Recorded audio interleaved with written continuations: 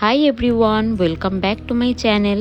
আজকে আমি আপনাদের বানিয়ে দেখাবো শীতকালীন শাক, পালং শাকের পকোড়া। এই রেসিপিটি হতে চলেছে খুবই ক্রিস্পি এবং সুস্বাদু একটি রেসিপি। তো শেষ পর্যন্ত সাথে থাকুন। প্রথমেই আমি এখানে নিয়ে নিয়েছি পালং শাক, যেটা ভালো করে ধুয়ে কেটে নিয়েছি আমি। আর কিছুটা ধনেপাতা কুচিয়ে নিয়েছি, কিছুটা পেঁয়াজ কুচিয়ে নিয়েছি, আর নিয়ে নিয়েছি লঙ্কা। একটি মাঝারি সাইজের আলু এখানে কেটে সেদ্ধ করে নিয়েছি। আর এই পকোড়াতে আলু দিলে কিন্তু পকোড়ার টেস্ট দ্বিগুণ বেড়ে যায়। অনেকে আলু দেন না, তো আপনারা যদি চান আলু দিয়ে করতে পারেন। প্রথমেই এখানে আমি আলুগুলোকে একটি পাত্রে নিয়ে ভালোভাবে মেখে নিচ্ছি। আলু ম্যাশ করা হয়ে গেলে এখানে আমি কেটে রাখা পালং শাক দিয়ে দিচ্ছি।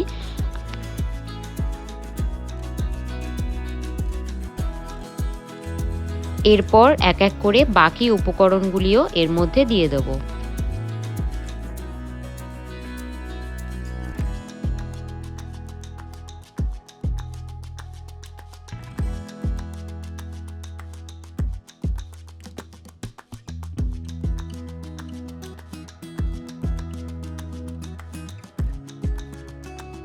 এরপর আমি এখানে দিয়ে দেবো বেসন।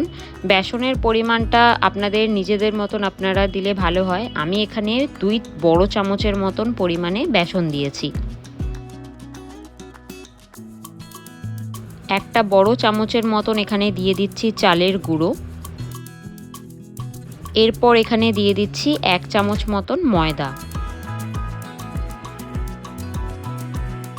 এরপর এখানে আমি অল্প জোয়ান নিয়ে হাতের মধ্যে ভালোভাবে ক্রাশ করে এখানে জোয়ানগুলোকে আমি দিয়ে দেবো।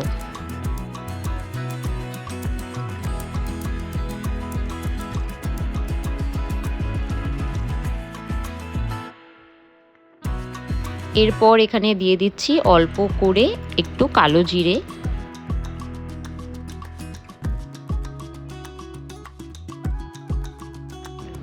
হাফ টিস্পুন দিয়ে দিচ্ছি হলুদ গুঁড়ো, হাফ টিস্পুন দিয়ে দিচ্ছি এখানে রেড চিলি পাউডার, স্বাদ মতন এখানে নুনও আমি দিয়ে দেবো। আর আমার এই উপকরণগুলো একদম রেডি হয়ে গেছে। এরপর অল্প পরিমাণ জল এখানে আমি দিয়ে দিচ্ছি ভালোভাবে মিশ্রণটি তৈরি করার জন্য। আর হাতের সাহায্যে এরকমভাবে ভালোভাবে মেখে নিচ্ছি।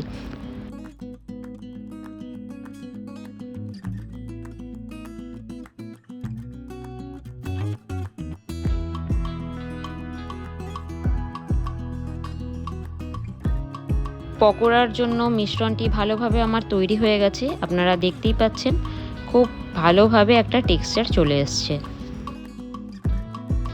এরপর ইন্ডাকশানে একটা প্যান বসিয়ে সময় দেব গরম হওয়ার জন্য, এবং গরম হয়ে এলে এখানে আমি দিয়ে দিচ্ছি তেল গরম হয়ে এসেছে।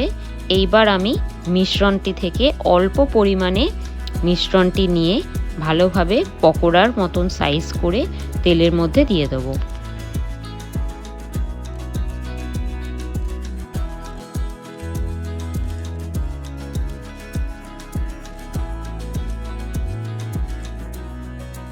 পকোড়াগুলো কিন্তু খুবই অল্প আঁচে ভাজতে হবে, তাহলে ভেতরটা ভালোভাবে সেদ্ধ হয়ে যাবে। যদি প্রথমেই খুব বেশি আঁচে পকোড়া ভাজা হয় তাহলে ভেতরটা কাঁচা থেকে যায় আর ওপরের দিকটা একদম পুড়ে যায়। দেখুন এই রকমভাবে আমি তেল ওপরের দিকে স্প্রেড করে দিচ্ছি যাতে আমার উল্টাতে খুব সুবিধা হয়। পকোড়ার একটা সাইড 2 থেকে 3 মিনিট মতন ফ্রাই করে এখানে আমি উল্টে দিচ্ছি। এখানে 2 সাইডগুলোই ভালোভাবে ভাজতে হবে। যতক্ষণ না পকোড়াটা একদম ডার্ক ব্রাউন কালার হয়ে যাচ্ছে ততক্ষণ আপনাদেরকে ফ্রাই করতে হবে।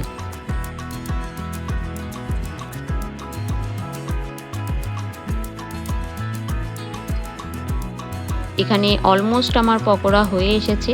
এবার আমি উল্টে পাল্টে ভালোভাবে ডার্ক ব্রাউন কালার করে নেব। পকোড়াগুলো একদম রেডি হয়ে গেছে। এরপর একটি পাত্রে আমি একটি একটি করে পকোড়া তুলে নিচ্ছি। ঠিক একই রকম পদ্ধতিতে আমি বাকি পকোড়াগুলো ফ্রাই করে নেব। রেডি হয়ে গেছে আমার একদম ক্রিস্পি ক্রাঞ্চি পালং শাকের পকোড়া। শীতকালে এই পকোড়া রান্না করে দেখবেন, খুবই ভালো লাগবে। আর অবশ্যই আলু দেবেন, কারণ আলু দিলে পকোড়ার টেস্ট আরও ভালোভাবে বেড়ে যায়। তো এই রেসিপিটা কীরকম লাগলো আমাকে কমেন্টে জানাবেন। আর একটা লাইক কমেন্ট সাবস্ক্রাইব করে দেবেন। দেখা হচ্ছে পরবর্তী ভিডিওতে। Till then, bye everyone.